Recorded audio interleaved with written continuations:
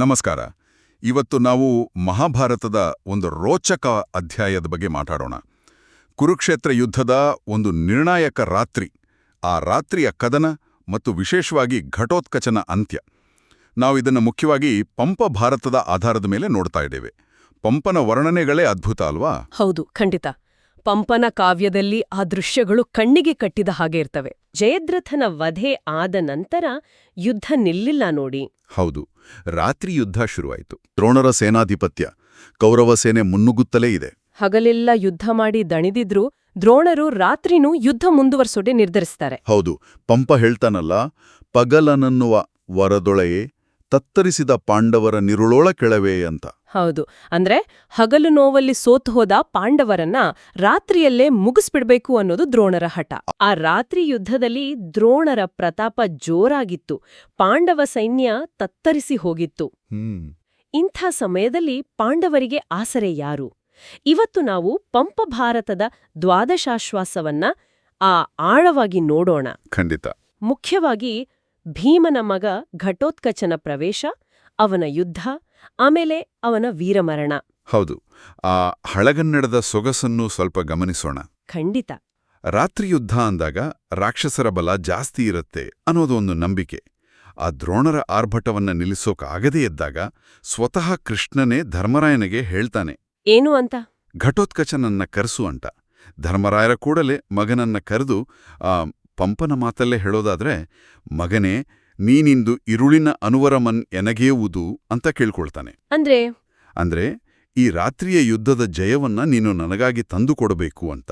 ಓಹ್, ಆಗ ಘಟೋತ್ಕಚನಿಗೆ ಹೇಗನ್ಸಿರ್ಬೇಡ, ಅವನ ಉತ್ಸಾಹ ಹೇಗಿತ್ತು? ಅವನಿಗೆ ಬಹಳ ಉತ್ಸಾಹ. ಪಂಪ ಬರೀತಾನೆ, ಇದಾವದುದೆಂದು ಆಳು ಸೆರಗುಡ್ಡುವೇನಂತ. ಇದೇನು ದೊಡ್ಡ ವಿಷಯ ಅಂತ ಕೇಳ್ತೀರಾ?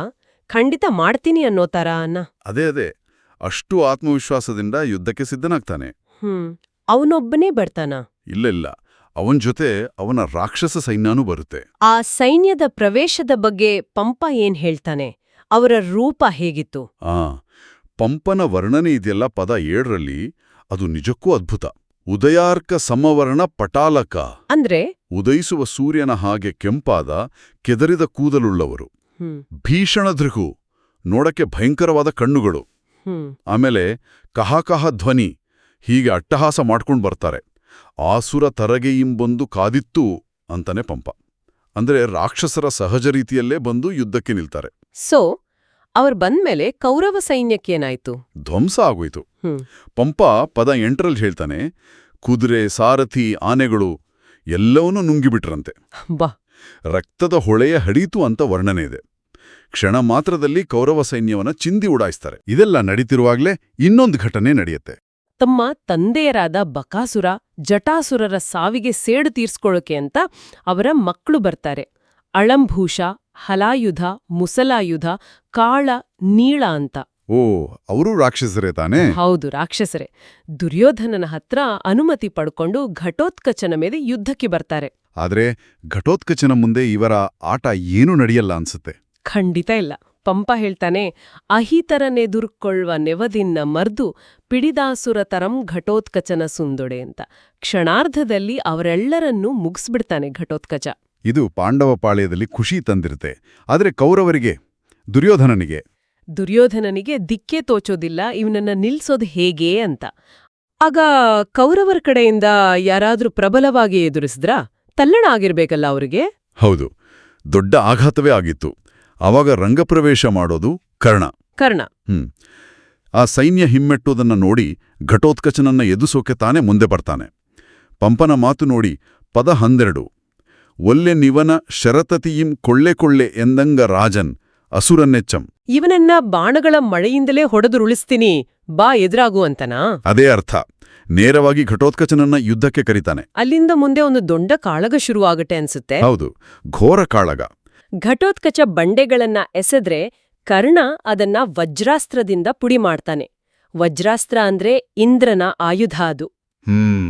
ಆಮೇಲೆ ಘಟೋತ್ಕಚ ನಾಗಾಸ್ತ್ರ ಪ್ರಯೋಗ ಮಾಡಿದ್ರೆ ಕರ್ಣ ಗರುಡಾಸ್ತ್ರದಿಂದ ಅದನ್ನ ತಡೀತಾನೆ.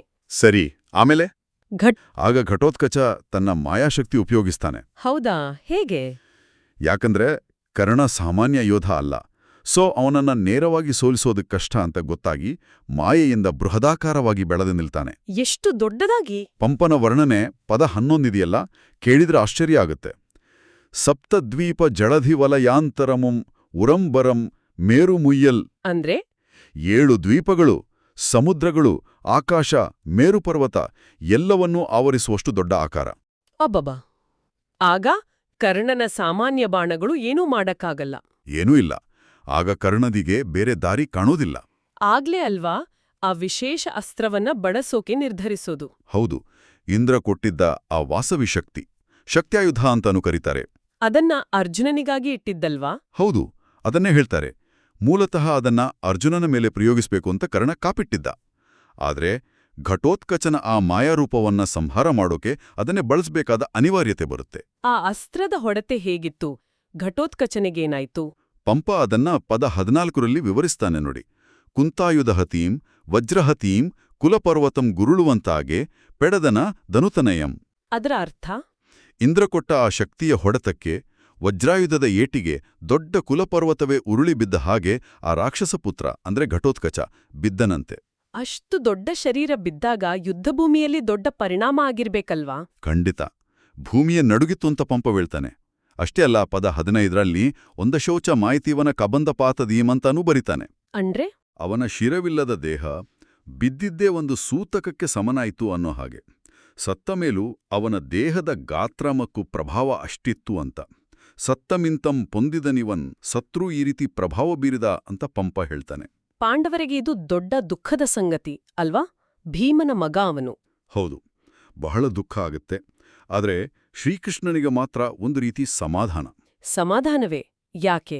ಯಾಕಂದ್ರೆ ಆ ವಾಸವಿ ಶಕ್ತಿ ಈಗ ಖರ್ಚಾಗಿತ್ತು. ಅದನ್ನ ಕರ್ಣ ಅರ್ಜುನನಿಗಾಗಿ ಇಟ್ಟಿದ್ದ. ಓ! ಪಂಪನ ಮಾತಲ್ಲೇ ಹೇಳೋದಾದ್ರೆ ಪದ 16ರಲ್ಲಿ ಶಕ್ತಿ ಇದನಂ ಕರ್ಣಂ ನರಂಗೆಂದು ಬಯಸಿ ನಿಲ್ಲಿಸಿ ಇರ್ದಂ. ನರ ಅಂದ್ರೆ ಅರ್ಜುನ. ಹಾಗಾದ್ರೆ ಆ ಶಕ್ತಿ ಘಟೋತ್ಕಚನ ಮೇಲೆ ಪ್ರಯೋಗ ಆಗಿದ್ರಿಂದ ಅರ್ಜುನ ಬಚಾವಾದ ಅಂತಾಯ್ತು. ಹೌದು, ನಿಖರವಾಗಿ. ಘಟೋತ್ಕಚನ ಬಲಿದಾನದಿಂದ ಅರ್ಜುನನಿಗೆ ಎದುರಾಗಿದ್ದ ಒಂದು ದೊಡ್ಡ ಗಂಡಾಂತರ ತಪ್ಪಿಹೋಯಿತು. ಇದು ಯುದ್ಧದ ಒಂದು ಪ್ರಮುಖ ತಿರುವು. ಹಾಗಾದ್ರೆ ಘಟೋತ್ಕಚನ ಪಾತ್ರ ಕೇವಲ ಒಬ್ಬ ರಾಕ್ಷಸ ಯೋಧನದಲ್ಲ. ಅವನು ಪಾಂಡವರ ಗೆಲುವಿಗಾಗಿ, ಮುಖ್ಯವಾಗಿ ತನ್ನ ಚಿಕ್ಕಪ್ಪ ಅರ್ಜುನನಿಗಾಗಿ ಪ್ರಾಣ ಕೊಟ್ಟ ಒಬ್ಬ ಮಹಾವೀರ ಅಂತಾನೆ ಹೇಳಬಹುದು. ಖಂಡಿತವಾಗಿ.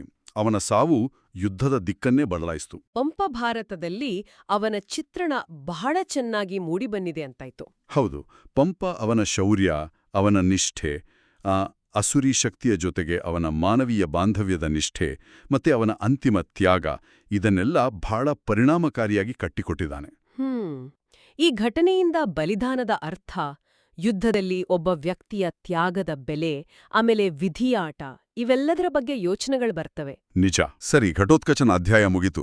ಮಾರನೇ ದಿನ ಅಂದ್ರೆ ಯುದ್ಧದ 14ನೇ ದಿನ, ದ್ರೋಣಾಚಾರ್ಯರ ಸರದಿ.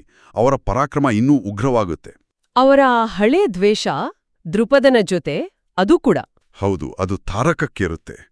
ಅಂದು ದ್ರೋಣರು ನಿಜಕ್ಕೂ ರುದ್ರನ ರೂಪ ತಾಳಿದ ಹಾಗೆ ಹೋರಾಡ್ತಾರೆ. ಮೊದಲು ದೃಪದನನ್ನೇ ಕೊಲ್ತಾರೆ, ಪದ 23ರಲ್ಲಿ. ಅವರನ್ನೇನಾ? ಹೌದು. ಆಮೇಲೆ ದೃಪದನ ಮಕ್ಕಳು, ಕೇಯೇಯರು, ಕುಂತಿಭೋಜ, ಹೀಗೆ ಒಬ್ಬೊಬ್ಬರನ್ನೇ, ದೊಡ್ಡ ದೊಡ್ಡ ವೀರರನ್ನೇ ಮುಗಿಸ್ಬಿಡ್ತಾರೆ. ಪಾಂಡವ ಸೈನ್ಯದಲ್ಲಿ ಹಾಹಾಕಾರ ಎದ್ಬಿಡುತ್ತೆ. ಓ! ಅಲ್ಲಿ ಮತ್ತೆ ಕೃಷ್ಣನ ಏನಂತಾರ ಕುಟಿಲ ನೀತಿ. ಹೌದು, ಅದೇ ಅಶ್ವತ್ಥಾಮ ಹತಾಕುಂಜರಃ ಅನ್ನೋ ಪ್ರಸಂಗ. ಅಶ್ವತ್ಥಾಮ ಅನ್ನೋ ಆನೆ ಸತ್ತೋಯ್ತು ಅಂತ ಧರ್ಮರಾಯನ ಬಾಯಿಂದ ಹೇಳಿಸೋದು. ಯಾಕಂದ್ರೆ ಮಗ ಸತ್ತ ಅಂತ ತಿಳಿದ್ರೆ ದ್ರೋಣರು ಶಸ್ತ್ರ ಕೆಳಗಿಡ್ತಾರೆ ಅಂತ. ಎಕ್ಸಾಕ್ಟ್ಲಿ ಅದೇ ಪ್ಲಾನ್. ಧರ್ಮರಾಯ, ಸತ್ಯವಂತ ಯುಧಿಷ್ಠಿರ ಇದು ಕೊಪ್ಕೋತಾನ. ಕೃಷ್ಣನ ಒತ್ತಾಯಕ್ಕೆ ಮಣಿಬೇಕಾಗತ್ತೆ. ಆದ್ರೂ ಪೂರ್ತಿ ಸುಳ್ಳು ಹೇಳೋಕೆ ಮನ್ಸೊಪ್ಪಲ್ಲ. ಅಶ್ವತ್ಥಾಮ ಹತ ಅಂತ ಜೋರಾಗಿ ಹೇಳಿ ಆಮೇಲೆ ಕುಂಜರಹ ಅನ್ನೋದನ್ನ ಮೆಲ್ಲಗೆ ಹೇಳ್ತಾನೆ. ಆದ್ರೆ ದ್ರೋಣರಿಗೆ ಕೇಳಿಸಿದ್ದು ಅಶ್ವತ್ಥಾಮ ಹತ ಅಷ್ಟೇ. ಮಗ ಸತ್ತ ಅಂತ ತಿಳಿದು ಕುಸಿದು ಹೋಗ್ತಾರೆ. ಶಸ್ತ್ರಗಳನ್ನೆಲ್ಲ ಬಿಸಾಕಿ ರಥದಲ್ಲೇ ಯೋಗಾಸಕ್ತರಾಗಿ ಕೂತ್ಬಿಡ್ತಾರೆ. ಇದು ಯುಧಿಷ್ಠಿರನ ವ್ಯಕ್ತಿತ್ವಕ್ಕೂ ಒಂದು ಕಪ್ಪು ಚುಕ್ಕೆ ತರಲ್ವಾ? ಖಂಡಿತವಾಗಿಯೂ. ಧರ್ಮದ ಪ್ರಶ್ನೆಗಳು ಇಲ್ಲಿ ಬರ್ತಾವೆ. ಆ ಸ್ಥಿತಿಯಲ್ಲಿದ್ದ ದ್ರೋಣರನ್ನ ದೃಷ್ಟದ್ಯುಮ್ನ, ದೃಪದನ ಮಗ, ತನ್ನ ತಂದೆಯನ್ನ ಕೊಂದ ದ್ರೋಣರ ಮೇಲೆ ಸೇಡು ತೀರ್ಸ್ಕೊಳ್ಳೋಕೆ ಕಾಯ್ತಾ ಇರ್ತಾನೆ. ಇದೇ ಸರಿಯಾದ ಸಮಯ ಅಂತ ಯೋಗದಲ್ಲಿದ್ದ ದ್ರೋಣರ ರಥ ಹತ್ತಿ ಯುಧಿಷ್ಠಿರ ತಡೆಯೋಕೆ ಪ್ರಯತ್ನ ಪಡ್ತಾನಲ್ಲ. ಹೌದು ಬೇಡ ಗುರುಗಳನ್ನ ಹೀಗೆ ಮಾಡಬೇಡ ಅಂತ ಹೇಳ್ತಾನೆ. ಆದ್ರೆ ದೃಷ್ಟದ್ಯುಮ್ನ ಕೇಳಲ್ಲ. ಪಂಪ ಅದನ್ನ ನೇರವಾಗಿ ಬರೀತಾನೆ. ಕರವಾಳಂ ಘರಮನೆಳೆದು ಜಡೆಗೆದರಿ ಗುರುಮಂ ಪಚಕ್ಕೆನೆ ಪೆಡಂ ಕಡಿದಂ. ಖಡ್ಗದಿಂದ ಗುರುವಿನ ತಲೆಯನ್ನ ಕಡ್ದು ಬಿಟ್ಟ ಅಂತ. ಅಯ್ಯೋ, ಯುದ್ಧದ ಕ್ರೌರ್ಯ ಅಂದ್ರೆ ಇದೇನಾ? ಹೌದು, ಇಲ್ಲಿ ಧರ್ಮ ಅಧರ್ಮದ ಗೆರೆಗಳು ಎಷ್ಟು ತೆಳುವಾಗ್ತಾವೆ ಅನ್ನೋದಕ್ಕೆ ಇದೊಂದು ಉದಾಹರಣೆ. ದ್ರೋಣರ ಸಾವು ಕೇಳಿ ಕೌರವರ ಕಡೆ ಪೂರ್ತಿ ಅಲ್ಲೋಲ ಕಲ್ಲೋಲ ಆಗಿರುತ್ತಲ್ವಾ? ಅಶ್ವತ್ಥಾಮನ ಕೋಪ ಏನಾಯ್ತು? ಓಹ್, ತಂದೆ ಸತ್ತಿದ್ದು ಅದು ಮೋಸದಿಂದ ಅಂತ ತಿಳಿದಾಗ ಅಶ್ವತ್ಥಾಮನ ಕೋಪಕ್ಕೆ ಎಲ್ಲಿಯೇ ಇರಲ್ಲ. ಅವನು ಉಗ್ರನಾಗಿ ನಾರಾಯಣಾಸ್ತ್ರವನ್ನೇ ಪ್ರಯೋಗಿಸಿಬಿಡ್ತಾನೆ. ನಾರಾಯಣಾಸ್ತ್ರ ಅದು ಭಯಂಕರ ಅಲ್ವಾ? ಹೌದು, ಸರ್ವನಾಶ ಮಾಡುವ ಅಸ್ತ್ರ ಅದು. ಆಗ ಕೃಷ್ಣನೇ ಮಧ್ಯಪ್ರವೇಶ ಮಾಡಿ ಎಲ್ಲರಿಗೂ ಶಸ್ತ್ರ ಕೆಳಗಿಡಿ ಅಸ್ತ್ರಕ್ಕೆ ನಮಸ್ಕಾರ ಮಾಡಿ ಅಂತ ಹೇಳಿ ಅದನ್ನ ಶಾಂತಗೊಳಿಸ್ತಾನೆ. ಅದೃಷ್ಟಕ್ಕೆ. ಹೌದು. ಆದರೆ ಇದರ ನಂತರ ಅಶ್ವತ್ಥಾಮ ಮತ್ತು ಕರ್ಣನ ನಡುವೆ ಯಾರು ದೊಡ್ಡವರು ಯಾರು ಸರಿ ಅಂತ ದೊಡ್ಡ ವಾಗ್ವಾದವೇ ನಡೆದು ಹೋಗುತ್ತೆ. ಪದ 40ರಿಂದ 46ರವರೆಗೆ ದ್ರೋಣರ ಮರಣದ ನಂತರ ಕೌರವರ ಶಿಬಿರದಲ್ಲಿ ಅಶ್ವತ್ಥಾಮ ಮತ್ತು ಕರ್ಣನ ನಡುವೆ ಒಂದು ದೊಡ್ಡ ಜಗಳವೇ ನಡೆದು ಹೋಗುತ್ತೆ. ಹೌದು ಹೌದು, ಇದು ದ್ವಾದಶಾಶ್ವಾಸದಲ್ಲಿ ಬರುವಂಥ ಒಂದು ಪ್ರಸಂಗ. ಯುದ್ಧದ ಬಹಳ ನಿರ್ಣಾಯಕವಾದ ಘಟ್ಟ ಅದು. ಹೌದು, ನಮ್ಮ ಚರ್ಚೆಗೆ ಆಧಾರ ಕೂಡ ಪಂಪಭಾರತದ ಆಯ್ದ ಭಾಗಗಳೇ. ಸೊ ಈ ಇಬ್ಬರು ಮಹಾನ್ ಯೋಧರ ನಡುವೆ ಯಾಕೆ ಈ ಜಗಳ ಆಯಿತು, ಅದರ ತೀವ್ರತೆ ಹೇಗಿತ್ತು, ಪರಿಣಾಮ ಏನಾಯಿತು, ಇದನ್ನೆಲ್ಲ ಸ್ವಲ್ಪ ಆಳವಾಗಿ ನೋಡೋಣ ಅಲ್ವಾ? ಖಂಡಿತ. ಮೊದಲಿಗೆ ಆ ಸಂದರ್ಭವನ್ನು ಸ್ವಲ್ಪ ನೆನ್ಪು ಮಾಡ್ಕೊಳ್ಳೋಣ. ಅಂದ್ರೆ ತಂದೆ ದ್ರೋಣರ ಸಾವು ಅದು ಅಶ್ವತ್ಥಾಮನಿಗೆ ಅರಗಿಸ್ಕೊಳಕ್ ಆಗ್ತಾ ಇರಲಿಲ್ಲ. ಪಂಪ ಹೇಳ್ತಾನೆ, ಅಶ್ವತ್ಥಾಮ ಗುರುಶೋಕದಲ್ಲಿ ರಥದ ಮೇಲೆಯೇ ಮೈಮರೆತು ಬಿದ್ದುಬಿಟ್ಟಿದ್ದ ಅಂತ. ಅಷ್ಟು ಆಘಾತ ಅವನಿಗೆ. ಅಬ್ಬಾ, ಆ ಸ್ಥಿತಿಯಲ್ಲಿರುವಾಗ ಅವನನ್ನ ಸಮಾಧಾನ ಮಾಡೋಕೆ ಕೃಪಾಚಾರ್ಯರು ಬರ್ತಾರೆ. ಆದ್ರೂ ಪರಿಸ್ಥಿತಿ ಸುಧಾರಿಸಲ್ಲ. ಹೌದು, ಆಗ ದುರ್ಯೋಧನನೇ ಬರ್ಬೇಕಾಗತ್ತೆ. ಕರ್ಣ, ಶಲ್ಯ, ಶಕುನಿ ಎಲ್ಲರ ಜೊತೆ ಬಂದು ಅಶ್ವತ್ಥಾಮನನ್ನ ಸಮಾಧಾನ ಮಾಡೋಕೆ ಪ್ರಯತ್ನ ಪಡ್ತಾನೆ. ಆದ್ರೆ ಅಲ್ಲೇ ದುರ್ಯೋಧನ ಇನ್ನೊಂದು ದೊಡ್ಡ ನಿರ್ಧಾರ ತಗೊಳ್ತಾನಲ್ಲ, ಅದೇ ನೋಡಿ ಜಗಳಕ್ಕೆ ಮೂಲ ಕಾರಣ ಆಗೋದು. ಕರೆಕ್ಟ್. ದುರ್ಯೋಧನ ದ್ರೋಣರ ನಂತರ ಸೇನಾಧಿಪತ್ಯವನ್ನ ಕರ್ಣನಿಗೆ ಕೊಡೋಣ ಅಂತ ನಿರ್ಧಾರ ಮಾಡ್ತಾನೆ. ದ್ರೋಣನ ಬಳಿಕ ಕರ್ಣನಿಗೆ ವೀರಪಟ್ಟ ಅಂತ. ಆ ಮಾತು ಅಶ್ವತ್ಥಾಮನ ಕಿವಿಗೆ ಬಿದ್ದಿದ್ದೇ ತಡ ಅಲ್ಲಿವರೆಗಿನ ದುಃಖ ಎಲ್ಲ ಹೋಗಿ ಭಯಂಕರ ಸಿಟ್ಟು ಬರುತ್ತೆ ಅವನಿಗೆ. ಹೌದು, ಅವನ ಆಕ್ರೋಶ ನೋಡಿ ಪಂಪ ಅದನ್ನ ಪದ್ಯ 40ರಲ್ಲಿ ಎಷ್ಟು ಚೆನ್ನಾಗಿ ಹಿಡಿದಿಟ್ಟಿದ್ದಾನೆ. ಅವನು ನೇರವಾಗಿ ದುರ್ಯೋಧನನೇ ಪ್ರಶ್ನೆ ಮಾಡ್ತಾನೆ. ಏನು ಅಂತ? ರಾಜರೆಂಬುವ ಸಹಜವಾಗಿ ಬುದ್ಧಿಯಿಲ್ಲದವರು ಅಂತ. ಅಂದ್ರೆ ರಾಜರಿಗೆಲ್ಲ ಕಾಮನ್ ಸೆನ್ಸ್ ಇರಲ್ಲ ಅಂತ ನೇರವಾಗಿ ಆಕ್ಷೇಪ ಮಾಡ್ತಾನೆ. ಅಯ್ಯೋ, ಅಷ್ಟೇನಾ? ಕರ್ಣನ್ ಬಗ್ಗೆನೂ ಮಾತಾಡ್ತಾನಲ್ಲ. ಹೌದು, ಬಹಳವಾಗಿ ಕರ್ಣನನ್ನೇ ನಂಬುತ್ತಿದ್ದೀಯಲ್ಲ ಅಂತ ಕರ್ಣನ ಸಾಮರ್ಥ್ಯದ ಬಗ್ಗೆನೇ ಡೌಟ್ ವ್ಯಕ್ತಪಡಿಸ್ತಾನೆ. ಅಷ್ಟೇ ಅಲ್ಲ, ಶಿವನನ್ನೇ ಎದುರಿಸಿದ ಅರ್ಜುನನ ಮುಂದೆ ಈ ಸೂತಜನು ನಿಲ್ಲಬಲ್ಲನೆ ಅಂತ ಕೇಳ್ತಾನೆ. ಓಹ್, ಸೂತಜ ಅಂತ ಅವನ ಕುಲವನ್ನೇ ಎತ್ತಿ ಆಡ್ತಾನೆ. ಇದು ತುಂಬಾ ಅವಮಾನಕಾರಿ ಅಲ್ವಾ? ಖಂಡಿತ. ಇದು ಬರೀ ಯುದ್ಧ ಕೌಶಲ್ಯದ ಪ್ರಶ್ನೆಯಾಗಿ ಉಳಿಯಲ್ಲ. ಅವನ ಜಾತಿನೇ ಎತ್ತಿ ಆಡ್ದಾಗ ಅದು ವೈಯಕ್ತಿಕ ನಿಂದನೆ ಆಗುತ್ತೆ. ಕರ್ಣನಿಗೆ ಇದು ಸಹಜವಾಗಿಯೇ ತೀವ್ರ ಕೋಪ ತರಿಸುತ್ತೆ. ಹಾಗಿದ್ರೆ ಕರ್ಣ ಹೇಗ್ ಪ್ರತಿಕ್ರಿಯೆ ಮಾಡ್ತಾನೆ? ಅವನ ಕೋಪ ಹೇಗಿರ್ತು? ಅವನಿಗೆ ಸಿಟ್ಟು ಬರುತ್ತೆ. ಆದ್ರೆ ಪಂಪ ಒಂದು ಸ್ವಾರಸ್ಯಕರವಾದ ಮಾತನ್ನ ಹೇಳ್ತಾನೆ. ಕರ್ಣನ ಪ್ರತಿಕ್ರಿಯೆ ಮುನಿಸಿನ ರಭಸದ ಮುಗುಳುನಗೆಯಿಂದ ಕೂಡಿತ್ತಂತೆ. ಮುಗುಳ್ನಗೆನಾ ಕೋಪದಲ್ಲಿ? ಹೌದು, ಬಹುಶಃ ಅದು ವ್ಯಂಗ್ಯದ ನಗುವಿರಬಹುದು, ಅಥವಾ ತನ್ನ ಸಾಮರ್ಥ್ಯದ ಮೇಲಿನ ವಿಶ್ವಾಸದ ಜೊತೆಗೆ ಆ ಮಾತಿನಿಂದಾದ ನೋವನ್ನು ಮರೆಮಾಚೋ ಪ್ರಯತ್ನವೂ ಇರಬಹುದು. ಅದು ಚರ್ಚೆಗೆ ಬಿಟ್ಟಿದ್ದು. ಅವನು ತನ್ನ ಸಾಮರ್ಥ್ಯದ ಬಗ್ಗೆ ಏನು ಹೇಳ್ಕೋತಾನೆ? ಪದ್ಯ 44ರಲ್ಲಿ ಬಹಳ ಗರ್ವದಿಂದ ಹೇಳ್ತಾನೆ, 14 ಲೋಕಗಳನ್ನು ನಡುಗಿಸುವ ಶಕ್ತಿಯಿರೋ ನನ್ನ ಬಾಣಗಳಿಂದ ಆಗದೇ ಇರೋ ಕೆಲ್ಸ ಬೇರೆ ಯಾವ ಆಯುಧದಿಂದ ಸಾಧ್ಯ ಹೇಳು. ವಾವ್! ಅಂದ್ರೆ ತನ್ನ ಶಕ್ತಿಯಿಂದಲೇ ಉತ್ತರ ಕೊಡ್ತಾನೆ.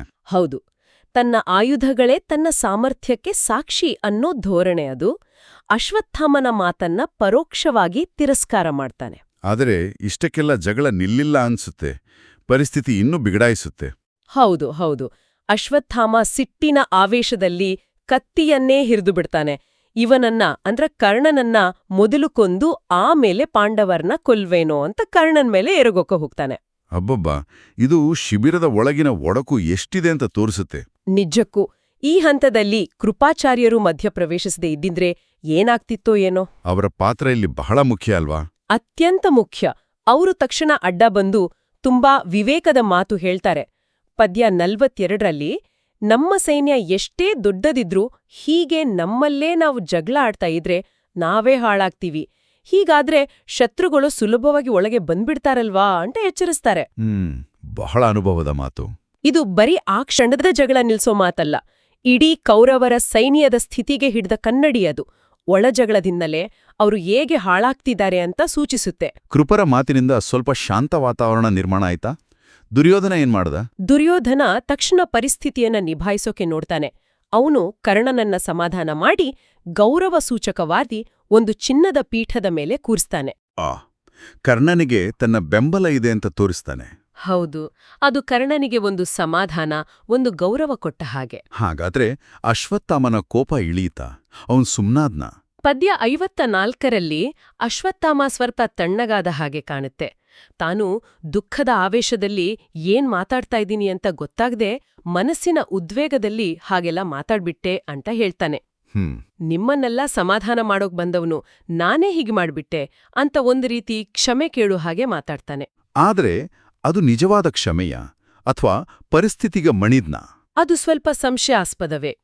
ಆ ಕ್ಷಣಕ್ಕೆ ಜಗಳ ನಿಂತಿರಬಹುದು, ಆದ್ರೆ ಮನಸ್ಸಿನೊಳಗಿನ ಆ ಮುನಿಸು, ಆ ಅಪನಂಬಿಕೆ ಪೂರ್ತಿ ಹೋಗಿತ್ತಾ ಅನ್ನೋದು ಪ್ರಶ್ನೆ.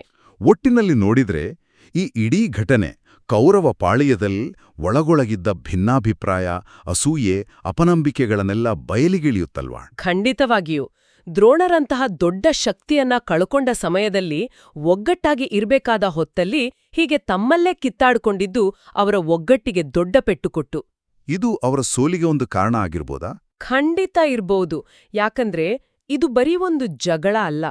ಯುದ್ಧದ ಸ್ಟ್ರಾಟಜಿ ಮಾಡ್ಬೇಕಾದ ಸಮಯದಲ್ಲಿ, ಸೇನಾಧಿಪತಿಯ ನೇಮಕದಂಥ ಮುಖ್ಯ ನಿರ್ಧಾರದ ವೇಳೆ ವೈಯಕ್ತಿಕ ಅಹಂಕಾರ, ದುಃಖದ ಆವೇಶ, ಸಾಮಾಜಿಕ ಪೂರ್ವಗ್ರಹಗಳು ಹೇಗೆ ತರ್ಕವನ್ನೇ ಮರೆಮಾಚಬಹುದು ಅನ್ನೋದಿಕ್ಕೆ ಇದು ಒಂದು ಉದಾಹರಣೆ. ಇದು ಅವರ ಮನೋಸ್ಥೈರ್ಯವನ್ನ ಖಂಡಿತ ಕುಗ್ಗಿಸಿರುತ್ತೆ. ಒಟ್ನಲ್ಲಿ ಪಂಪಭಾರತದ ಈ ಭಾಗ ಯುದ್ಧ ಅಂದ್ರೆ ಬರೀ ಶೌರ್ಯ ಅಲ್ಲ, ಅದು ಕ್ರೌರ್ಯ, ತಂತ್ರ, ನೈತಿಕ ರಾಜ್ಯಗಳು ಎಲ್ಲವನ್ನೂ ಒಳಗೊಂಡಿದೆ ಅಂತ ತೋರಿಸುತ್ತೆ. ಖಂಡಿತ. ಘಟೋತ್ಕಚನ ಬಲಿದಾನ ಆಗ್ಲಿ, ದ್ರೋಣರನ್ನ ಕೊಂದ ರೀತಿಯಾಗ್ಲಿ, ಇವೆಲ್ಲವೂ ನಾವು ಧರ್ಮ ಅಂದ್ರೆ ಏನು ಅಂತ ಮತ್ತೆ ಮತ್ತೆ ಯೋಚನೆ ಮಾಡೋ ಹಾಗೆ ಮಾಡತ್ತೆ. ಪಂಪನ ಶಕ್ತಿ ಇರೋದೇ ಇಂತಹ ಸಂದಿಗ್ಧಗಳನ್ನ, ಪಾತ್ರಗಳ ಒಳತೋಟಿಗಳನ್ನ ಹಳಗನ್ನಡದ ಸೊಗಡಿನಲ್ಲೇ ನಮ್ಗೆ ತಲುಪಿಸೋದ್ರಲ್ಲಿ. ಹೌದು. ಗುರಿ ಮುಖ್ಯವೋ, ಗುರಿ ತಲುಪೋ ದಾರಿ ಮುಖ್ಯವೋ ಅನ್ನೋ ಪ್ರಶ್ನೆ ಇದ್ದೇ ಇರುತ್ತೆ. ಅದೇ, ಯುದ್ಧದಲ್ಲಿ ಗೆದ್ದ ಮೇಲೆ ಉಳಿಯೋದು ಬರೀ ಗೆಲುವಿನ ಸಂಭ್ರಮವಾ ಅಥವಾ ಈ ರೀತಿ ಮಾಡಿದ ಪಾಪಪ್ರಜ್ಞ? ಬಹುಶಃ ಈ ಪ್ರಶ್ನೆಯನ್ನ ಪಂಪ ನಮ್ಮ ಮುಂದಿಡ್ತಾ ಇದ್ದಾನೆ ಅನ್ಸುತ್ತೆ. ಖಂಡಿತವಾಗಿಯೂ ಆಲೋಚಿಸಬೇಕಾದ ವಿಷಯ. ಸೇನೆಗೆ ದ್ರೋಣನ ನಂತರ ನಾಯಕ ಬೇಕಲ್ಲ, ಆಗ ದುರ್ಯೋಧನ ಏನ್ ಮಾಡ್ತಾನೆ?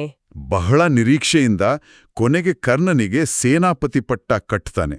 ಪದ 52ರಲ್ಲಿ. ಕರ್ಣ ಸೇನಾಪತಿ. ಇದು ಯುದ್ಧಕ್ಕೆ ಒಂದು ಹೊಸ ತಿರು ಕೊಡುತ್ತೆ. ಖಂಡಿತ. ಇದು ಯುದ್ಧದ ಕೊನೆಯ ಹಂತಕ್ಕೆ ಮುನ್ನುಡಿ ಇದ್ದ ಹಾಗೆ. ಕರ್ಣ ಸೇನಾಪತಿ ಆದ್ಮೇಲೆ ಒಂದು ಮುಖ್ಯವಾದ ಕೆಲಸ ಮಾಡ್ತಾನೆ. ಏನು? ಶರಶಯ್ಯೆಯಲ್ಲಿ ಮಲಗಿರೋ ಭೀಷ್ಮರತ್ರ ಹೋಗಿ ಆಶೀರ್ವಾದ ತಗೊಳ್ತಾನೆ. ಆಗ ಭೀಷ್ಮರು ಅವನಿಗೆ ಒಂದು ಮುಖ್ಯ ಸಲಹೆ ಕೊಡ್ತಾರೆ. ಹೌದಾ? ಏನು ಸಲಹೆ? ಶಲ್ಯ ಇದಾನಲ್ಲ, ಮದ್ರದೇಶದ ರಾಜ, ಅವನನ್ನ ಸಾರಥಿಯಾಗಿ ನೇಮಿಸ್ಕೋ ಅಂತ ಹೇಳ್ತಾರೆ. ಅಷ್ಟೇ ಅಲ್ಲ, ಅವನ ಜನ್ಮ ರಹಸ್ಯದ ಬಗ್ಗೆ ಕೂಡ ಸ್ವಲ್ಪ ಸೂಕ್ಷ್ಮವಾಗಿ ಸೂಚನೆ ಕೊಡ್ತಾರೆ. ಓ, ಇದು ಕರ್ಣನ್ಗೆ ಗೊತ್ತಿರ್ಲಿಲ್ವಾ? ಪೂರ್ಣವಾಗಿ ಗೊತ್ತಿರಲಿಲ್ಲ ಅನ್ನೋ ಹಾಗೆ ಪಂಪ ಚಿತ್ರಿಸ್ತಾನೆ. ಭೀಷ್ಮರ ಮಾತುಗಳು ಅವನ ಪಾತ್ರಕ್ಕೆ ಇನ್ನೊಂದು ಆಯಾಮ ಕೊಡುತ್ತೆ. ಪಂಪಭಾರತದ ಆ ಹಳಗನ್ನಡದ ಸಾಲುಗಳ ಮೂಲಕ ಶಲ್ಯನ ಮನಸ್ಸಿನೊಳಗೆ ಸ್ವಲ್ಪ ಇಣುಕಿ ನೋಡೋಣ. ಏನಂತೀರಿ? ಖಂಡಿತ ನೋಡೋಣ. ಯಾಕಂದ್ರೆ ಇದು ಬರೀ ಸಾರಥ್ಯದ ವಿಷಯ ಅಷ್ಟೇ ಅಲ್ಲ. ಶಲ್ಯನಂತಹ ಒಬ್ಬ ರಾಜನ ಅಂತರಂಗದಲ್ಲಿ ನಡೆದ ಒಂದು ದೊಡ್ಡ ಸಂಘರ್ಷ ಇದು. ಹೌದು. ಅವನ ಆ ಕುಲಾಭಿಮಾನ ಮತ್ತೆ ಅವನ ಕರ್ತವ್ಯ ಪ್ರಜ್ಞೆ, ಆಮೇಲೆ ದುರ್ಯೋಧನನ ಒತ್ತಾಯ ಬೇರೆ, ಇವೆಲ್ಲದರ ಮಧ್ಯೆ ಅವನು ಹೇಗೆ ಸಿಲುಕದ ಅಂತ ಅದ್ಭುತವಾಗಿ ಚಿತ್ರಿಸಿದ್ದಾನೆ. ಹೌದು, ಖಂಡಿತ ಇರಲಿಲ್ಲ. ನೀವು ಪಂಪಭಾರತದ 93ನೇ ಪದ್ಯ ನೋಡಿದ್ರೆ ಅಲ್ಲಿ ಶಲ್ಯನ ಆ ದ್ವಂದ್ವ ಮನಸ್ಥಿತಿ ಕಾಣುತ್ತೆ. ಒಂದು ಕಡೆ ನೋಡಿ, ಕರ್ಣನ ಅನುಪಮ ಶಕ್ತಿಕ್ರಮಮು ಉದಾರಗುಣಂ ಋತವಾಕ್ಯಂ ಅಂದ್ರೆ ಅವನ ಅಸಾಧಾರಣ ಪರಾಕ್ರಮ, ಅವನ ಉದಾರ ಗುಣ, ಸತ್ಯ ಹೇಳೋ ಸ್ವಭಾವ ಇದನ್ನೆಲ್ಲ ಅವನು ಗುರುತಿಸ್ತಾನೆ. ಒಪ್ಕೋತಾನೆ. ಸರಿ.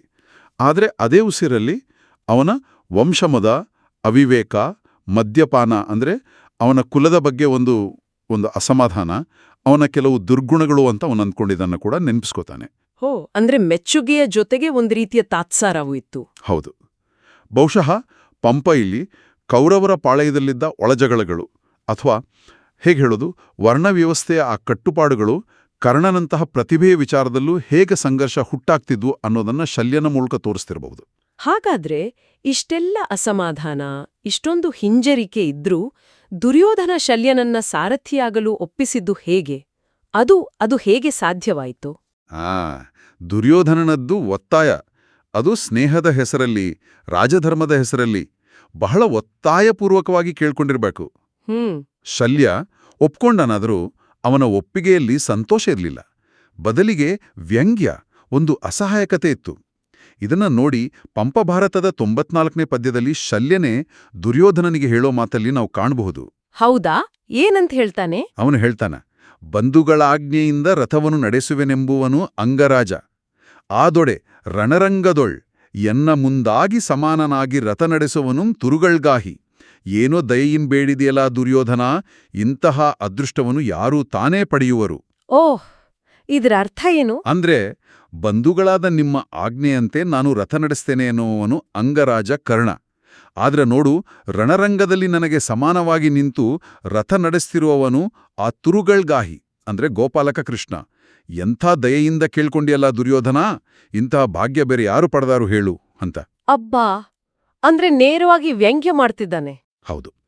ಒಂಥರ ನೋಡಿ, ಕೃಷ್ಣ ಗೋಪಾಲಕನಾಗಿ ಅರ್ಜುನ್ನಿಗೆ ಸಾರಥಿಯಾದ್ರೆ ನಾನು ದೊಡ್ಡ ಮಹಾರಾಜನಾಗಿ ಈ ಸೂತಪುತ್ರನಿಗೆ ಸಾರಥಿಯಾಗಬೇಕಾದ ದುರ್ಗತಿ ಬಂತಲ್ಲ ಅಂತ ಶಲ್ಯ ವ್ಯಂಗ್ಯವಾಗಿ ನೊಂದುಕೊಳ್ಳೋದು ಇದು. ದುರ್ಯೋಧನನ ಆ ಬೇಡಿಕೆಯನ್ನ ತಳ್ಳಿಹಾಕಕ್ಕೆ ಆಗದ ಸ್ಥಿತಿ ಅವನದು. ಖಂಡಿತ. ಅದೇ ಅವನ ಸಹಾಯಕತೆ. ಸರಿ, ಹಾಗಾದ್ರೆ ಒಪ್ಪಿಗೆ ಸೂಚಿಸಿದ್ರೂ ಮನಸ್ಸಲ್ಲಿ ಕಹಿಯೇ ತುಂಬಿತ್ತು. ಆದ್ರೆ ಕರ್ಣನನ್ನ ನೇರವಾಗಿ ನೋಡ್ದಾಗ, ಅವನ ವ್ಯಕ್ತಿತ್ವವನ್ನ ಹತ್ತಿರದಿಂದ ಗಮನಿಸಿದಾಗ ಶಲ್ಯನ ಅಭಿಪ್ರಾಯದಲ್ಲಿ ಏನಾದ್ರೂ ಬದಲಾವಣೆ ಆಯ್ತಾ? ಹೌದು. ಅದು ಬಹಳ ಕುತೂಹಲಕಾರಿ ಅಂಶ. ಪದ್ಯ 98ರಲ್ಲಿ ಏನಾಗುತ್ತೆ ಅಂದ್ರೆ, ಕರ್ಣನ ಆ ಸಹಜವಾದ ಕವಚಕುಂಡಲಗಳು, ಅವನ ತೀಕ್ಷ್ಣವಾದ ತೇಜಸ್ಸು, ಅವನ ಗಾಂಭೀರ್ಯ ಇದನ್ನೆಲ್ಲ ಕಂಡಾಗ ಶಲ್ಯ ಒಮ್ಮೆ ಆಶ್ಚರ್ಯಪಡ್ತಾನೆ.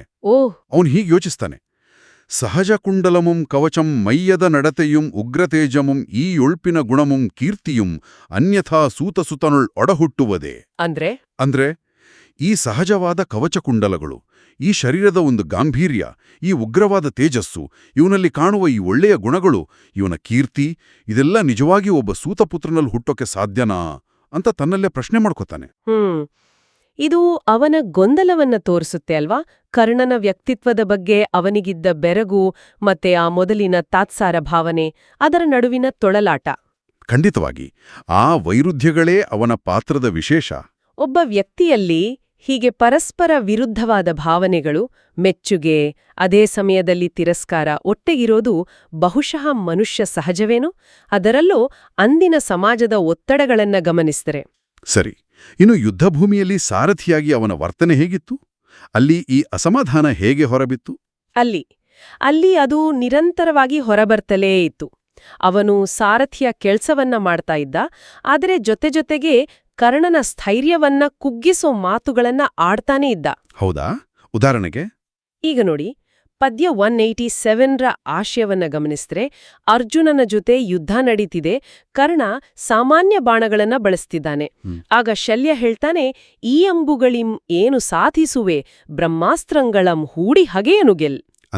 ಅಂದ್ರೆ ಈ ಸಾಮಾನ್ಯ ಬಾಣಗಳಿಂದೆಲ್ಲ ಏನ್ ಸಾಧಿಸ್ತೀಯ? ಶತ್ರುವನ್ನ ಗೆಲ್ಬೇಕಾದ್ರೆ ಬ್ರಹ್ಮಾಸ್ತ್ರವನ್ನಾದ್ರೂ ಹೂಡು ಅಂತ. ಇದು ಕೇಳೋಕೆ ಸಲಹೆ ತರ ಇದೆ. ಹೌದು, ಸಲಹೆ ತರಾನೇ ಇದೆ. ಆದ್ರೆ ಅದರ ಧ್ವನಿಯಲ್ಲಿ ಒಂದು ಕುಹಕ ಇರಬಹುದು. ಈ ಸಾಮಾನ್ಯ ಬಾಣಗಳಿಂದ ನಿನ್ನಿಂದೇನೋ ಆಗಲ್ಲ ಬಿಡು ಅನ್ನೋ ಹಾಗೆ. ಸಲಹೆಯಲ್ಲೇ ಚುಚ್ಚುಮಾತು. ಹೌದು, ಅದೇ.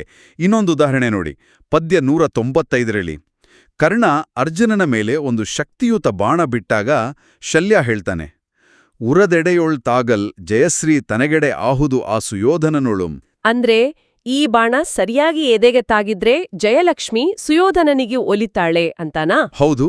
ಇಲ್ಲಿ ನೋಡಿ, ಕರ್ಣನಿಗೆ ಜಯವಾಗಲಿ ಅಂತ ಹಾರೈಸೋ ಬದಲು ಸುಯೋಧನನಿಗೆ ಜಯವಾಗಲಿ ಅಂತ ಹೇಳ್ತಾನೆ.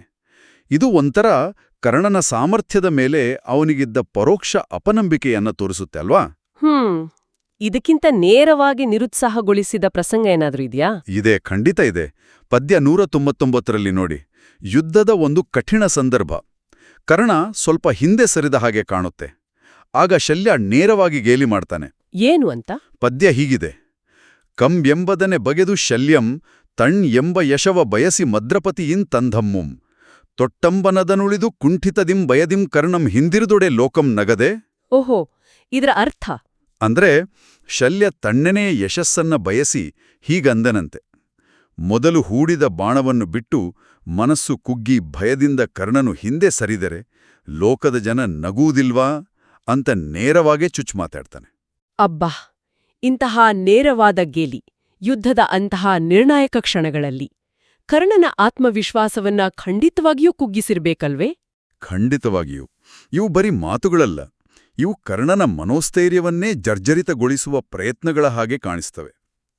ಶಲ್ಯನಿಗೆ ಪಾಂಡವರ ಕಡೆ ಹೆಚ್ಚು ಒಲುವಿತ್ತು ಅನ್ನೋ ಅಂಶವನ್ನು ನಾವಿಲ್ಲಿ ನೆನಪಿನಲ್ಲಿಡಬೇಕು. ಹೌದು.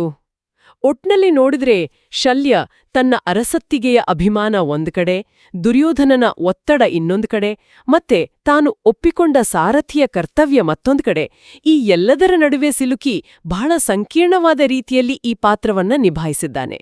ಹೌದು. ಅವನೊಳಗಿನ ಆ ಅಸಮಾಧಾನ, ಆ ದ್ವಂದ್ವ ಅವನ ಮಾತುಗಳಲ್ಲಿ ಸತತವಾಗಿ ವ್ಯಕ್ತವಾಗುತ್ತಲೇ ಇತ್ತು. ಹೌದು. ಇಲ್ಲಿ ಕೇಳುಗರು ಆಲೋಚನೆ ಮಾಡೋದಕ್ಕೆ ಒಂದು ಪ್ರಶ್ನೆ ಉಳಿಯುತ್ತೆ ಅಂತ ನನಗನ್ನಿಸ್ತಾ ಇದೆ. ಏನು?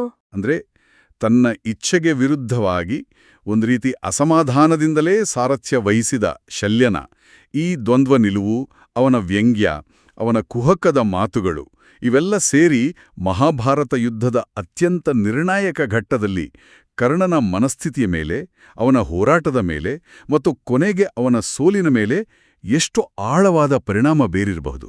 ಹೌದು, ಇದು ನಿಜಕ್ಕೂ ಆಳವಾಗಿ ಯೋಚಿಸಬೇಕಾದ ವಿಷಯ. ಖಂಡಿತ. ಇದು ಮುಂದಿನ ಚರ್ಚೆಗೆ, ಅನ್ವೇಷಣೆಗೆ ಯೋಗ್ಯವಾದ ವಿಷಯ ಅಲ್ವಾ? ಕರ್ಣ ಸೇನಾಪತಿಯಾದ್ಮೇಲೆ ಯುದ್ಧತಂತ್ರ ಬದಲಾಗಬೇಕಲ್ಲ? ಖಂಡಿತ. ಕೌರವರು ಮಕರ ವ್ಯೂಹ ರಚಿಸ್ತಾರೆ. ಅಂದ್ರೆ ಮೊಸಳೆ ಆಕಾರದ, ಭೇದಿಸೋಕೆ ಕಷ್ಟವಾದ ವ್ಯೂಹ. ಅದಕ್ಕೆ ಪ್ರತಿಯಾಗಿ ಪಾಂಡವರು ಅರ್ಧಚಂದ್ರ ವ್ಯೂಹ. ಅರ್ಧಚಂದ್ರನ ತರಹ ವಿಶಾಲವಾಗಿ ಹರಡಿಕೊಂಡು ನಿಲ್ತಾರೆ. ಆಮೇಲೆ ಯುದ್ಧ ಮತ್ತೆ ಶುರುವಾಗುತ್ತೆ. ಸಾತ್ಯಕಿಯ ಪರಾಕ್ರಮದ ಬಗ್ಗೆ ಕೇಳಿದೀನಿ. ಹೌದು, ಸಾತ್ಯಕಿ ಭಾರಿ ಪರಾಕ್ರಮ ತೋರಿಸ್ತಾನೆ. ಆದ್ರೆ ಕಡೆಗೆ ಕೃತವರ್ಮನ ಕೈಯಲ್ಲಿ ಹತನಾಗ್ತಾನೆ. ಪಾಂಡವರಿಗೆ ಇದು ದೊಡ್ಡ ನಷ್ಟ. ಈ ಎಲ್ಲ ಗೊಂದಲ, ಸಾವು, ನೋವಿನ ನಡುವೆ ಇನ್ನೊಬ್ಬರ ರಾಕ್ಷಸ ಬರ್ತಾನಲ್ಲ? ಹೌದು, ಪ್ರಪಂಚ ಬಂಧನ ಅಂತ. ಅವನ ಹೆಸರೇ ಸೂಚಿಸೋ ಹಾಗೆ ಪ್ರಪಂಚವನ್ನೇ ಬಂಧಿಸುವಷ್ಟು ಶಕ್ತಿಶಾಲಿ ಇರಬೇಕು ಅವನು. ಅವನು ಬಂದಾಗ ಭೂಮಿನೇ ನಡಗಿತು ಅಂತ ಪಂಪ ಹೇಳ್ತಾನೆ. ವಿಂಧ್ಯಾ ಪರ್ವತದ ಹಾಗೆ ಗರ್ವದಿಂದ ಬಂದನಂತೆ. ವಿಂಧ್ಯಾ ಪರ್ವತದ ಹಾಗೆ ಅಂದ್ರೆ ಅವನನ್ನ ತಡೆಯೋಕೆ ಬೇರೆ ಯಾರಿಗೂ ಸಾಧ್ಯ ಆಗ್ತಿರ್ಲಿಲ್ಲ. ಆಗ ಭೀಮಸೇನನ ಪ್ರವೇಶ ಆಗುತ್ತೆ. ಆಹಾ, ಕೊನೆಗೂ ಭೀಮನ ಎಂಟ್ರಿ.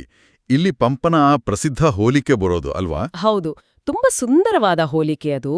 ಪಂಪನ ಮಾತುಗಳಲ್ಲೇ ಕೇಳೋಣ. ವಚನದಲ್ಲಿ ಬರುತ್ತೆ: ಆಗಳ್ ಪವನತನುಜಂ ವಿಂಧ್ಯಾಚಲಮಂಡರಲ್ ಪೋರ್ತಿದಗಸ್ಥ್ಯನಂತೆನ್ ಭೀಮಸೆನ್ನುಂ ತಡೆಯಲೊಡರಿಸಿದನ್. ಅಂದ್ರೆ ಆಗ ವಾಯುಪುತ್ರ ಭೀಮಸೇನ ಅಹಂಕಾರದಿಂದ ನಿಂತ ವಿಂಧ್ಯಾಚಲವನ್ನ ಅಡಗಿಸಲು ಬಂದ ಅಗಸ್ತ್ಯ ಮುನಿಯ ಹಾಗೆ ಆ ರಾಕ್ಷಸನನ್ನ ತಡೆಯಲು ಮುಂದಾದನು. ಅದ್ಭುತ. ಹೌದು. ಈ ಹೋಲಿಕೆ ಇದೆಯಲ್ಲ, ಇದು ಭೀಮನ ಪಾತ್ರಕ್ಕೆ ಒಂದು ಬೇರೆಯೇ ಆದ ಆಯಾಮ ಕೊಡತ್ತೆ. ಕೇವಲ ದೈಹಿಕ ಬಲ ಅಲ್ಲ, ಅದು ಧರ್ಮದ ಶಕ್ತಿ, ಅಹಂಕಾರವನ್ನ ಅಡಗಿಸುವ ಶಕ್ತಿ ಅನ್ನೋದನ್ನ ಸೂಚಿಸುತ್ತೆ. ಘಟೋತ್ಕಚನ ಸಾವು, ಸಾತ್ಯಕಿಯ ಸಾವು ಇವೆಲ್ಲದರಿಂದ ಪಾಂಡವರ ಬಲ ಕುಗ್ಗಿರಬಹುದಾದ ಸಮಯದಲ್ಲಿ ಭೀಮನ ಈ ಪ್ರವೇಶ ತುಂಬಾ ಮುಖ್ಯ ಅಲ್ವಾ? ಖಂಡಿತವಾಗಿಯೂ. ಇದು ಪಾಂಡವರಿಗೆ ಹೊಸ ಹುರುಪು ತರುತ್ತೆ. ಯುದ್ಧದ ಗತಿಯನ್ನ ಮತ್ತೆ ಬದಲಾಯಿಸುವ ಸೂಚನೆ ಇದು. ಪಂಪ ಭಾರತದಲ್ಲಿ ಬರುವ ಧರ್ಮರಾಯ ಮತ್ತು ಕರ್ಣನ ಒಂದು ಮುಖಾಮುಖಿಯನ್ನ ಸ್ವಲ್ಪ ಆಳವಾಗಿ ನೋಡೋಣ. ಹೌದು. ನಮಸ್ಕಾರ. ಇದು ಬಹಳ ಮುಖ್ಯವಾದ ಘಟ್ಟ. ಯಾಕಂದ್ರೆ ಇಲ್ಲಿ ಬರೀ ಯುದ್ಧದ ತಂತ್ರಗಾರಿಕೆ ಅಲ್ಲ, ಪಾತ್ರಗಳ ಒಂದು ಮಾನಸಿಕ ಸ್ಥಿತಿ, ಅವರ ನೈತಿಕ ನಿಲುವುಗಳೆಲ್ಲ ಪರೀಕ್ಷೆಗೆ ಒಳಪಡುತ್ತೆ. ಹೌದು. ಕರ್ಣನ ಬಾಣಗಳ ಹೊಡೆತಕ್ಕೆ ಧರ್ಮರಾಯನ ಪ್ರತಿಕ್ರಿಯೆ ಹೇಗಿತ್ತು? ಆ ಪಂಪನ ಮೂಲ ಪದ್ಯಗಳು ಜೊತೆನೇ ಇದನ್ನ ನೋಡೋಣ ಅಲ್ವಾ? ಖಂಡಿತ. ಪಂಪ ಹೇಗೆ ಕರ್ಣನ ಪರಾಕ್ರಮ ಮತ್ತೆ ಧರ್ಮರಾಯನ ಆ ಸಂಕಟವನ್ನ ಚಿತ್ರಿಸಿದಾನೆ ಅನ್ನೋದು ಇಲ್ಲಿ ತುಂಬಾನೇ ಸ್ವಾರಸ್ಯಕರ. ಸರಿ, ಈಗ ಕರ್ಣ ಸೇನಾಧಿಪತಿಯಾದಾಗ ಅವನಲ್ಲಿ ಒಂದು ಅಸಾಧಾರಣ ಆತ್ಮವಿಶ್ವಾಸ ಇರುತ್ತೆ. ಪಂಪನ ಚಿತ್ರಣ ನೋಡಿದರೆ ಧರ್ಮರಾಯನ ಬಗ್ಗೆ ಅವನದ್ದೊಂದು ಏನೋ ಒಂದು ತೀಕ್ಷ್ಣವಾದ ನಿಲುವು ಇದ್ದೇ ಕಾಣಿಸುತ್ತೆ. ಹೌದು, ಅದು ನಿಜ. ಅವನಿಗೊಂದು ರೀತಿಯ ಹಠ ಇದ್ದ ಹಾಗೆ. ನೋಡಿ, ಪಂಪನ 119ನೇ ಪದ್ಯ ಇದೆಯಲ್ಲ, ಅದ್ರಲ್ಲಿ ಎನಗಮ್ಮ ಮಾತ್ಯ ಸಾಧನಮ್ಮಿ ಚುಳುಗುಮಳಕ್ಕೆ ತಂದಿನಿಂತರತುಂ ಕೋಪಂ ಎನಗಂತು ದೋಷಮಾಗದು ಅಂತ ಹೇಳ್ತಾನೆ. ಓಕೆ, ಇದರ ಅರ್ಥ ಏನು? ಅಂದ್ರೆ ನನ್ನ ಸೇನೆ, ನನ್ನ ಸಾಮರ್ಥ್ಯ ಹೀಗಿರುವಾಗ ಶತ್ರು ಅಂದ್ರೆ ಇಲ್ಲಿ ಧರ್ಮರಾಯ ಅವನು ಇನ್ನೂ ಬದುಕಿರೋದು ನನಗೊಂದು ಕಳಂಕ, ಒಂದು ದೋಷ ಅಂತ. ಆ ದೋಷ ನನಗೆ ಆಗ್ಬಾರ್ದು ಅಂತ ಅನ್ಕೊಂಡು ಆ ರಭಸದಿಂದ, ಆ ಕೋಪದಿಂದ ಬಾಣಗಳ ಮಳೆನೆ ಸುರಿಸ್ತಾನೆ. ಅಂದ್ರೆ ಇದು ಬರೀ ಸೇನಾಧಿಪತಿಯ ಕರ್ತವ್ಯ ಅಲ್ಲ, ಅವನ ವೈಯಕ್ತಿಕ ಪ್ರತಿಷ್ಠೆಯ ಪ್ರಶ್ನೆಯೂ ಆಗಿತ್ತು ಅನಿಸ್ತೆ. ಖಂಡಿತವಾಗಿಯೂ ಅವನ ಶ್ರೇಷ್ಠತೆಯನ್ನ ಸಾಬೀತುಪಡಿಸುವ ಒಂದು ತೀವ್ರವಾದ ಬಯಕೆ ಅದು. ಇಂಥ ಒಂದು ಭೀಕರ ದಾಳಿಗೆ ಧರ್ಮರಾಯನ ಸ್ಥಿತಿ ಏನಾಗಿರ್ಬೇಡ, ಅವನು ತತ್ತರಿಸಿ ಹೋಗಿರ್ಬೇಕಲ್ಲ. ಹೌದು, ಧರ್ಮರಾಯನ ಸ್ಥೈರ್ಯವೇ ಕುಸಿದು ಹೋಗುತ್ತೆ. ಅವನ ಮನಸ್ಸು ಅಲ್ಲೋಲ ಕಲ್ಲೋಲ ಆಗುತ್ತೆ. ಪಂಪನ 130ನೇ ಪದ್ಯದಲ್ಲಿ ಅವನು ಕೃಷ್ಣನ ಹತ್ರ ಹೇಳ್ಕೊಳ್ಳೋ ಮಾತುಗಳನ್ನ ಕೇಳಿದ್ರೆ ಗೊತ್ತಾಗುತ್ತೆ ಅವನ ಸ್ಥಿತಿ. ಏನ್ ಹೇಳ್ತಾನೆ ಧರ್ಮರಾಯ? ಅವನು ಏನಳವೆನೆ ಕಣ್ಣಂ ಆನುಂ ತಪೋಯೋಗದೊಳಿರ್ಪೆಂ ಅಂತಾನೆ. ಅಂದ್ರೆ ತಪೋಯೋಗ. ಹೌದು, ಕೃಷ್ಣ ಈ ಕರ್ಣನನ್ನ ಗೆಲ್ಲಕ ನನ್ನಿಂದ ಸಾಧ್ಯವಿಲ್ಲ, ಅವನನ್ನ ಎದುರಿಸೋಕಾಗಲ್ಲ. ನಾವೆಲ್ಲ ಅವನ ಕೈಲಿ ಸಾಯೋ ಬದ್ಲು ನಾನೀ ಸುಯೋಧನನ ಜೊತೆಗಿನ ವೈರತ್ವನೇ ಮರ್ತುಬಿಟ್ಟು ತಪಸ್ಸಿಗೆ ಹೋಗ್ಬಿಡ್ತೀನಿ ಅಂತಾನೆ. ಏನು, ಧರ್ಮರಾಯನೇ ಹೀಗೆ ಹೇಳಿದ್ನ ಯುದ್ಧಭೂಮಿಯಲ್ಲಿ? ಹೌದು, ಯೋಚನೆ ಮಾಡಿ. ಧರ್ಮದ ಸ್ವರೂಪ ಅಂತಾರೆ, ಸ್ಥಿತಪ್ರಜ್ಞ ಅಂತಾರೆ. ಅಂಥವನೇ ಯುದ್ಧ ಬೇಡ, ತಪಸ್ಸು ಮಾಡ್ತೀನಿ ಅಂತಿದ್ದಾನೆ. ಅಂದ್ರೆ ಅವನ ಮನಸ್ಸು ಎಷ್ಟರ ಮುಟ್ಟಿಗೆ ಕುಸಿದು ಹೋಗಿತ್ತು, ಎಷ್ಟು ಹತಾಶನಾಗಿದ್ದ ಅಂತ ಅರ್ಥ ಆಗುತ್ತೆ. ಇದು ನಿಜಕ್ಕೂ ಆಶ್ಚರ್ಯಕರ. ನಾಯಕನೇ ಹೀಗೆ ಕುಸಿದರೆ ಇನ್ನು ಸೈನ್ಯದ ಸ್ಥಿತಿ ಏನಾಗ್ಬೇಕು? ಅದೇ ಅಲ್ವಾ? ಹಾಗಾದ್ರೆ ಅಣ್ಣನ ಈ ಮಾತುಗಳನ್ನ ಕೇಳಿ ಅರ್ಜುನನ ಪ್ರತಿಕ್ರಿಯೆ ಹೇಗಿತ್ತು? ಅವನಿಗೆ ಸಿಕ್ಕಾಬಟ್ಟೆ ಕೋಪ ಬಂದಿರ್ಬೇಕಲ್ಲ? ಓ ಖಂಡಿತ. ಅರ್ಜುನನಿಗೆ ಇದನ್ನ ಸಹಿಸೋಕೆ ಆಗಲ್ಲ. ಅವನಿಗೆ ಸಿಡಿಲು ಬಡದ ಹಾಗಾಗತ್ತೆ. ಪಂಪನ 131ನೇ ಪದ್ಯದಲ್ಲಿ ಮುನಿದಿಂತೆಂತ ಸಹ್ಯಂ ಅಂತ ಶುರುವಾಗುತ್ತೆ. ಅಂದ್ರೆ ಅಣ್ಣ, ಕೋಪದಿಂದ ಈ ರೀತಿ ಸಹಿಸಲಾಗದ ಮಾತುಗಳನ್ನ ಯಾಕೆ ಆಡ್ತೀಯಾ ಅಂತ ಮೊದಲು ಬೇಸರ ವ್ಯಕ್ತಪಡಿಸ್ತಾನೆ. ಆದ್ರೆ ಅವನ ಕೋಪ ಅಲ್ಲಿಗೆ ನಿಲ್ಲಲ್ವಾ? ಒಂದು ದೊಡ್ಡ ಪ್ರತಿಜ್ಞೆ ಮಾಡ್ತಾನಲ್ಲ. ಹೌದು, ಅದೇ ಅತ್ಯಂತ ಮುಖ್ಯವಾದ ತಿರುವು. 134ನೇ ಪದ್ಯದಲ್ಲಿ ನೋಡಿ, ಆ ಆಕ್ರೋಶ ಪ್ರತಿಜ್ಞೆಯಾಗಿ ಬದಲಾಗುತ್ತೆ.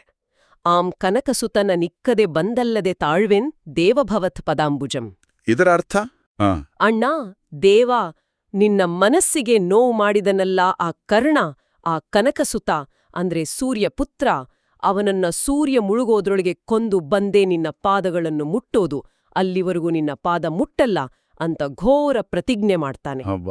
ಅಂದ್ರೆ ಧರ್ಮರಾಯನ ಆ ಕ್ಷಣದ ಸ್ಥಿತಿ ಅರ್ಜುನನನ್ನ ಇಂಥ ಕಠಿಣ ಪ್ರತಿಜ್ಞೆಗೆ ಪ್ರೇರೇಪಿಸಿತು. ಹೌದು, ಧರ್ಮರಾಯನ ಮನಸ್ಥಿತಿ ಎಷ್ಟು ಗಂಭೀರವಾಗಿತ್ತು ಅನ್ನೋದಕ್ಕೆ ಇದೇ ಸಾಕ್ಷಿ. ಹಾಗಾದ್ರೆ ಒಟ್ಟಿನಲ್ಲಿ ಪಂಪಭಾರತದ ಈ ನಿರ್ದಿಷ್ಟ ಭಾಗ ಇದು ಕೇವಲ ಒಂದು ಯುದ್ಧದ ವರ್ಣನೆಯಲ್ಲ. ಇದು ಕರ್ಣನ ಅಸಾಧಾರಣ ಪರಾಕ್ರಮ ಮತ್ತೆ ಅದರಿಂದ ಧರ್ಮಸ್ವರೂಪನಾದ ಧರ್ಮರಾಯನ ಮನೋಬಲವೇ ಕುಸಿದು ಹೋದ ಒಂದು ಕ್ಷಣ. ಹೌದು, ಮತ್ತು ಅದರ ಪರಿಣಾಮವಾಗಿ ಅರ್ಜುನನ ಆವೇಶ, ಅವನ ಪ್ರತಿಜ್ಞೆ ಎಲ್ಲವನ್ನೂ ಆ ಹಳಗನ್ನಡದ ಒಂದು ಗಟ್ಟಿತನದಲ್ಲಿ, ಆ ಸೊಗಸಲ್ಲಿ ಪಂಪ ಕಟ್ಟಿಕೊಡ್ತಾನೆ. ಇಲ್ಲಿ ಮೂರ್ಛೆ ಅನ್ನೋ ಪದ ನಾವು ಬಳಸ್ತೀವಲ್ಲ, ಅದು ಬಹುಶಃ ಶಾರೀರಿಕವಾಗಿ ಪ್ರಜ್ಞೆ ತಪ್ಪೋದಕ್ಕಿಂತ ಹೆಚ್ಚಾಗಿ ಒಂದು ರೀತಿ ಮಾನಸಿಕ ಸ್ಥೈರ್ಯದ ಸಂಪೂರ್ಣ ಪತನವನ್ನೇ ಸೂಚಿಸುತ್ತೆ ಅನ್ನಿಸುತ್ತೆ. ಹೌದು, ಒಂದ್ ರೀತಿಯಲ್ಲಿ ಅವನ ಆತ್ಮವಿಶ್ವಾಸವೇ ಮೂರ್ಛೆ ಹೋದ ಹಾಗೆ. ಈ ಘಟನೆ ಇದೆಯಲ್ಲ, ಇದು ನಮ್ಗೆ ಒಂದು ಮುಖ್ಯವಾದ ಪ್ರಶ್ನೆಯನ್ನ ಕೇಳುತ್ತೆ. ಏನು?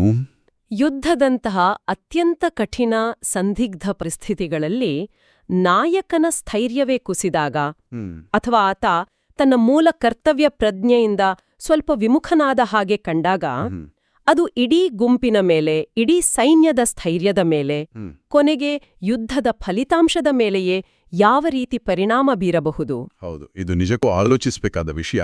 ನಾಯಕನ ಮನಸ್ಥಿತಿ ಎಷ್ಟು ಮುಖ್ಯ ಅನ್ನೋದಕ್ಕೆ ಇದೊಂದು ದೊಡ್ಡ ಉದಾಹರಣೆ.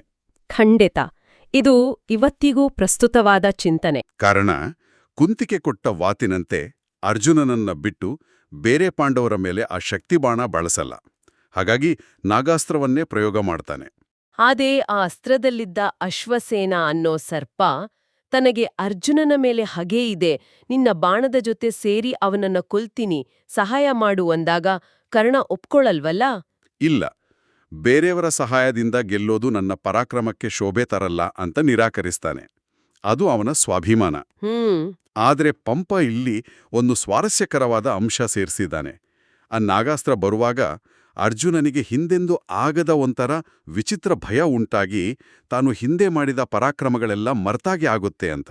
ಓ, ಇದು ಮೂಲಕಥೆಯಲ್ಲಿದ್ಯಾ? ಇಲ್ಲ, ಇದು ಪಂಪಂದೇ ಸೇರ್ಪಡೆ ಅಂತ ವಿದ್ವಾಂಸರು ಹೇಳ್ತಾರೆ. ಬಹುಶಃ ಕರ್ಣನ ಅಸ್ತ್ರದ ಶಕ್ತಿಯನ್ನ ಎತ್ತಿ ತೋರ್ಸಕ್ಕೆ ಪಂಪ ಹೀಗೆ ಬರ್ದಿರ್ಬೋದು. ತುಂಬಾ ಇಂಟ್ರೆಸ್ಟಿಂಗ್ ಆಗಿದೆ. ಕೊನೆಗೆ ನಮ್ಗೆಲ್ಲ ಗೊತ್ತಿರೋ ಹಾಗೆ ರಥದ ಚಕ್ರ ಭೂಮಿಯಲ್ಲಿ ಹೂತೋದಾಗ ಕರ್ಣನ ಅಂತ್ಯ ಆಗುತ್ತೆ. ಹೌದು, ಅವನ ತೇಜಸ್ಸು ಸೂರ್ಯನಲ್ಲಿ ಲೀನವಾಯಿತು ಅಂತ ಪಂಪ ಬರೀತಾನೆ. ಆಗ ದೇವತೆಗಳು ಕೂಡ ಕರ್ಣನ ಪರಾಕ್ರಮ, ಅವನು ಮಾತಿಗೆ ತಪ್ಪದೆ ಇದ್ದ ಸ್ಥಿತಿಯನ್ನ ಚಲಮಂ ತೊರೆದು ಅಂದದೆಂದು ಅಂದ್ರೆ ತನ್ನ ನಿಲುವನ್ನ ಬಿಡದೆ ಸತ್ತ ಅಂತ ಕೊಂಡಾಡ್ತಾರೆ.